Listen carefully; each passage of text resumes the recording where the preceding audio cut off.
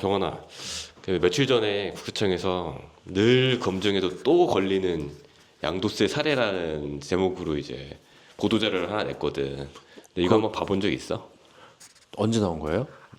한 일주일 안쪽에 나온 것 같은데, 또 좋은 거 만들어 주셨네. 어, 국세청 형들이. 보니까 이게 그림으로 잘 만들어줬더라고. 그리고 이 보니까는 늘 검증한다는데 포인트가 있는 거더라고. 그림으로 보는 게 편하지. 그리고 자주 걸리는 자주 걸리는 자주 조사가 나오거나 문제가 되는 사례를 알아두면은 납세자분들도 좀 도움이 되실 거니까 한번 봅시다.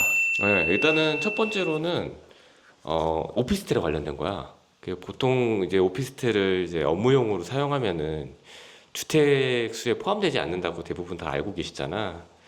근데 이제 실질이 사실 국세청에서는 주거용으로 사용한 경우에는 주택으로 보잖아. 이때 이거를 어떻게 조사하는지에 대해서 한번 그 정리를 해놨더라고. 사례 뭐 결국에는 이제 자기가 집을 갖고 있는데 오피스텔을 취득했어. 근데 그 상태에서 이제 원래 갖고 있던 주택을 양도하면은 사람들이 1세대 1주택 비과세로 생각하고 이제 비과세로 신고를 할 텐데, 사실 국세청 입장에서는 이거를 주택으로 봐버리면은 1세대 1주택 비과세를 깰 수 있으니까는 세금이 어마어마하게 늘어나잖아. 이거를 조사한 내용이 있더라고. 조사 내용을 이제 인정을 해줬어. 이제 공시를 해줬어. 인정하는 게 아니라 추징을 했겠죠. 추징을 해서 이 오피스텔 같은 경우는 나도 강의 때 항상 말씀을 드리는데 오피스텔은 현장 조사가 제일 많아요. 왜냐하면 뭐 누구라고는 얘기는 안 하겠지만 아시는 분들도 오피스텔에 사업자 등록해놓고 거기에 살고 있거나 아니면은 그냥 공실인 상태로 냅두고 사업자 등록증은 내놓고 공실인 상태로 냅두고 그냥 주거용으로 임대하시거나 하는 분들도 있는데, 어찌됐든 간에 양도세는 실질이거든. 실질대로 보기 때문에 이거를 아무리 오피스텔이 아니고 그냥 일반 상가라도 거기에 사람이 살고 있으면 그럼 주택으로 봐요. 그렇기 때문에 일반 상가 같은 경우는 그런 경우가 많지는 않은데 오피스텔은 하도 이슈가 많이 되다 보니까 조사를 많이 나가요. 그래서 현장 실사를 많이 나간다는 얘기잖아. 현장 조사를, 현장 실사를. 그래서 오피스텔 가진 분들은 좀 많이 주의를 해달라라고 나도 항상 얘기를 하는 편이라서, 자, 잡설은 됐고 일단 네. 한번 들어가 봅시다. 일단은 그 조사하는 내용에 대해서 한번 조금 발표를 해놨는데, 네가 말한 대로 현장 조사를 갔어. 근데 별도 출입문이 있고 내부에 화장실, 취사시설이 있어. 그리고 가정 가구도 비치되어 있다는 등 주거가 가능한 형태임을 확인했고, 실제로 또 이 임차인이 있을 거 아니야, 오피스텔을. 빌린 임차인이 주민등록상 주소지는 회사와 거리가 멀어서 현실적으로는 출퇴근이 불가능한 사실도 파악했어. 그리고 또 임차인으로부터 임차 기간 동안 주거 목적으로 사용했다는 진술을 확보했다. 이 내용을 통해 갖고 이제 양도세를 추징했다고 나와 있더라고. 자, 첫 번째로 일단 법령에 이번에 24년에 명확화시킨 것 같은데, 화장실, 취사시설, 뭐 가전, 그 다음에 뭐 별도의 출입문 이런 게 구분되어 있으면은 주거 형태로 이용 가능한 상태로 구분되어 있으면 주택으로 보겠다라는 게 명문화됐고, 일단은 근데 그렇게 돼 있다고 하더라도 무조건 주택으로 보는 건 아니고, 뭐 화장실이랑 다 돼 있어도 거기다가 사무실 데스크만 딱 놓고 침대도 없고 딱 사무실로 이용하고 있는 상태라면 그건 사무실로 볼 수밖에 없는 거예요. 근데 지금 여기 같으면은 외형은 그렇게 꾸며놨는데 실제로 거기서 거주를 하고 있는 사실을 확인을 해버렸잖아. 그렇지. 근데 요런 부분까지는 납세인분들이 이제 구분을 못 하시는 경우들이 있어서 요런 사례 읽어보면 참 좋을 것 같아요. 그리고 이거를 결국에는 근데 무조건 현장 조사를 나가는 게 아니더라고. 결국에는 이제 오피스텔을 보통 소유한 분들은 이걸 보통 임차를 주는 경우가 많잖아. 근데 그래서 임차하기 전에 이제 전입신고 하지 말라. 보통 얘기를 해놓지. 그리고 나서 또 자기도 사업자 등록을 내야 되는 거잖아. 업무용으로 주장을 하려면, 주거용이 아니다라고 하면. 그렇게 또 사업자 등록을 내놓고, 또 이 같은 건물 안에 또 오피스텔이 보통 여러 개가 같이 모여 있잖아. 오피스텔은 뭐, 그치. 근데 요 주변에 뭐 예를 들어서 100세대가 있는데 그 같은 건물에 있는 100세대 중에 80세대가 주거용이다.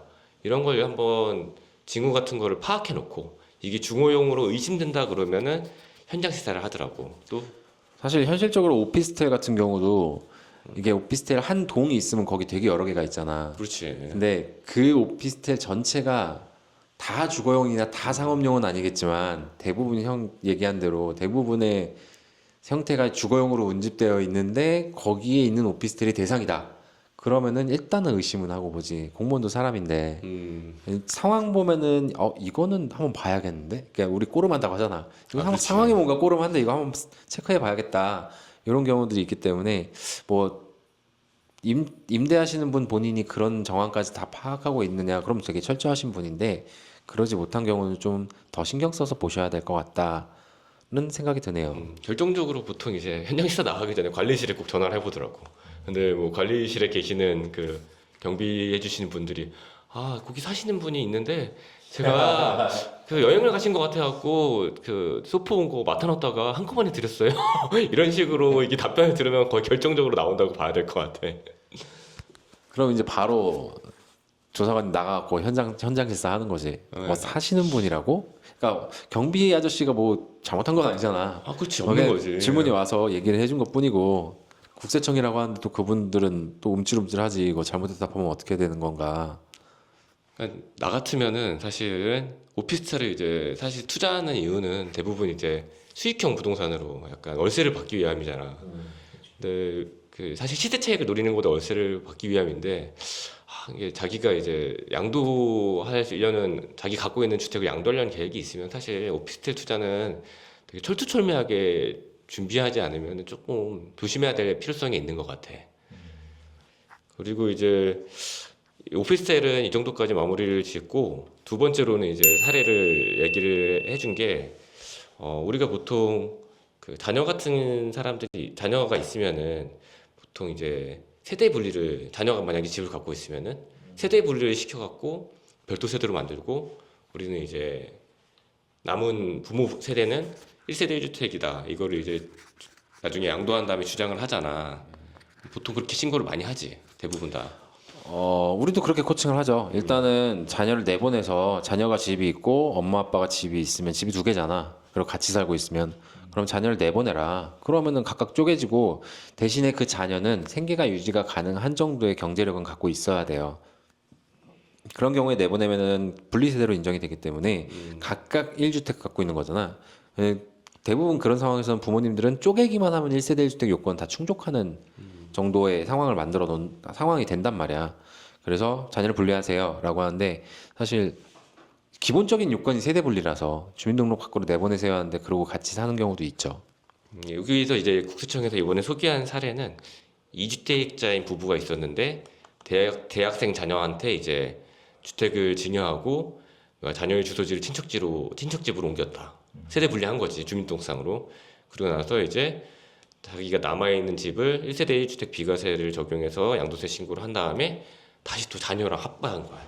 근데 이제 국세청에서는 그거를 이제 이 양도세를 회피하기 위함이란 거를 라고 추정을 하고 이제 비과세 적용을 부인하고 추쟁을 한 거지. 근데 이제 이런 건 보통 1세대 주택이 아파트 이제 비과세가 깨진 건 효과가 나오면은 무조건 단위가 억대잖아 대부분 다. 폭탄이지 거의 이렇게 되면. 여기서는 이제 추정 금액이 1억 5천만 원 정도로 나왔는데 나도 한번 주변에 보니까 5억 정도까지 늘어나는 거 본 적이 있는 것 같아. 세금이야 차익에 따라서 달라지고 일단 1세대 주택 빠지면 기본적으로 12억 빠지고 그다음에 장기보유공제 빠지기 때문에 세액이 어마어마하게 차이가 나요. 그러니까 배수로 치면은 거의 뭐 몇십 배 차이가 나는 경우가 허다해서 이런 경우는 좀 많이 주의해야 되죠. 그리고 뭐 이때 조사가 나오면 보통 그 명의자 있잖아요. 그 예를 들면 뭐 아들이다. 아들 카드 내역이나 이런 걸 다 봐서 주 사용처가 어디인지, 교통카드는 어디서 어디로 이동을 했는지 이런 것까지 조사를 하기 때문에 많이 주의를 해야죠. 이거는 진짜 그냥 실제로 세대 분리를 좀 시켜놓고, 그러니까 한 반년 전이라도 세대 분리 시켜놓고 팔고 이사 간 다음에 다시 합가해도 되니까 그렇게 실제 분리를 시켜놓는 게 제일 좋아요. 실제 분리한 거는 어떻게 할 수 없으니까. 그 양도 당시의 상황을 보고 우리는 양도세 비과세를 판단을 하는데 양도 당시에 실제로 분리해 있었다면은 그거는 어떻게 할 도리가 없어요. 경환이가 대답을 되게 잘해본 것 같아. 여기 밑에 이제 조사 내용이 이제 나와 있는데 대학생인데 일정한 소득이 없다. 근데 부모로부터 생활비를 지속적으로 받아왔다는 거를 확인했다. 그리고 자녀가 친척집에서 실제 거주하였다는 사실을 입증할 수 있는 증빙도 제출하지 못했다. 거기에 이제 그 구체적인 사례로 든 게 그 친척집에서 교통카드를 그 근처에서 교통카드를 사용한 내역을 제출하지 못했다. 그래서 추징을 했다. 이거거든. 그러니까 결국에는 주민등록지만 분리한다고 해서 끝이 아니라 거기에 맞는 실제 아까 얘기한 교통카드 사용 내역이라든지 그 근처에서 뭐 병원을 다녔다든가 아니면 마트를 다녔다든가 이게 약간 생활지가 여기였다는 거를 증명할 수 있는 사실도 같이 맞춰놔야 되는 것 같아.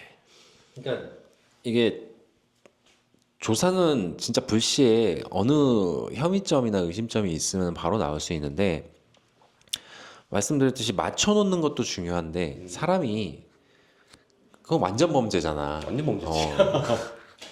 머릿속에서 계획을 한 완전 범죄가 진짜 완전한지 아닌지는 그럼 탐정들은 무슨 일을 해? 완전한데 어떻게 그걸 밝혀내겠어?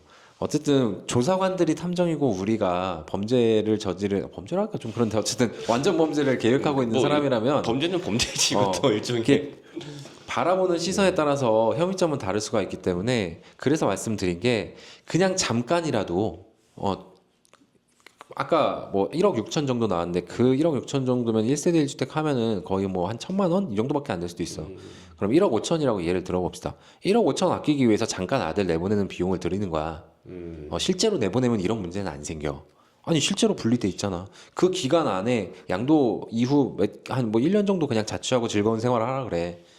그런 다음에 그 1년 정도의 기간 안에 들어가는 비용이 1억 5천보단 작을걸? 아무리 뭐 해도?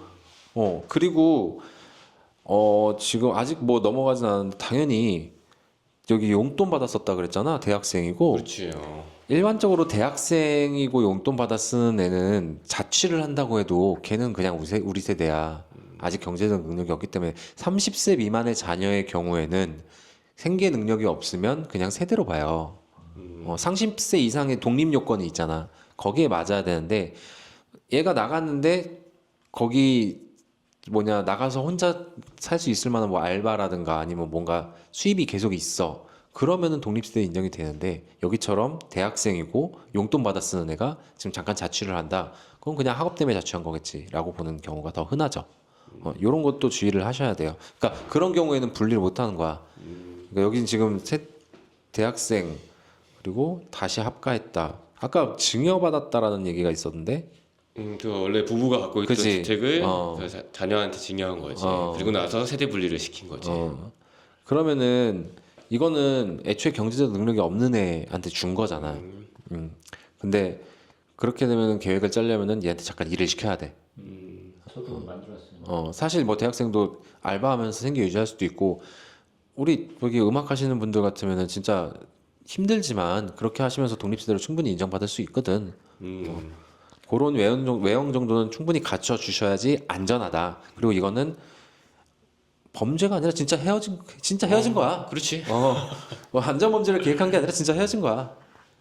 네, 잠시지만. 결론은 결과적으로는 경제적 능력을 갖춘 자녀한테 줘서 진짜 분리를 시키든가 아니면은 결혼을 시켜갖고 분리를 시키든가 둘 중에 하나네. 어떻게 보면은. 근데 아시다시피 누구나 원한다고 결혼할 수 있는 세상은 옛날부터 그런 세상은 존재하지 않았습니다. 요즘에는 매달려서 결혼 아무도 결혼해야지. 못합니다. 그리고 국세는 이 정도로 얘기를 했고 이제 참고로 얘기할 게 결국은 국세는 이게 이런 실질주의를 되게 충실하게 지키는데 아직 지방세는 법령은 그렇지 않겠지만 실무적으로는 이렇게 실질을 파지는 않더라고. 보통 이제 취득세 그 중과를 할 때 2주택, 3주택부터 중과가 들어가잖아. 실제로 또 한번 뭐 구청에서 이제 취득세 신고를 해보면은 결과적으로 주민등록등본이 분리가 되어 있다. 그러면 그걸로 그냥 뭐 더 이상 파보지 않고 그 같은 등본에 있는 사람들의 주택 수만 조사하고 끝을 내는 경우가 많더라고. 애초에 취득세는 이런 자료를 안 만들어줘서 어떤 사례들이 그렇게 많은지 우리가 직접 찾아보지 않으면은 알기가 힘들고 그리고 얘기했듯이 취득세는 세대의 정의가 주민등록상 동거인으로 등재된 사람을 기준으로 판단을 해요. 법령 자체에 그렇게 나와 있어. 근데 양도세 같으면은 그 반대로 주민등록상 등재된 것과 상관없이 사실상 생계를 유지하는 사람이라고 그렇게 명문화가 돼 있어. 그래서 그거는 약간 두 가지 법이 결이 달라. 그러니까 이게 미묘하게 차이가 있더라고. 그 차이를 구분을 잘 못하시죠. 그리고 뭐 우리도 사실 지방세는 전문가가 아니라서 예, 이런 차이가 있다는 것까지 알아봤습니다. 어색한 마무리 감사합니다. 오늘은 여기까지. 오늘은 여기까지 제일 좋네.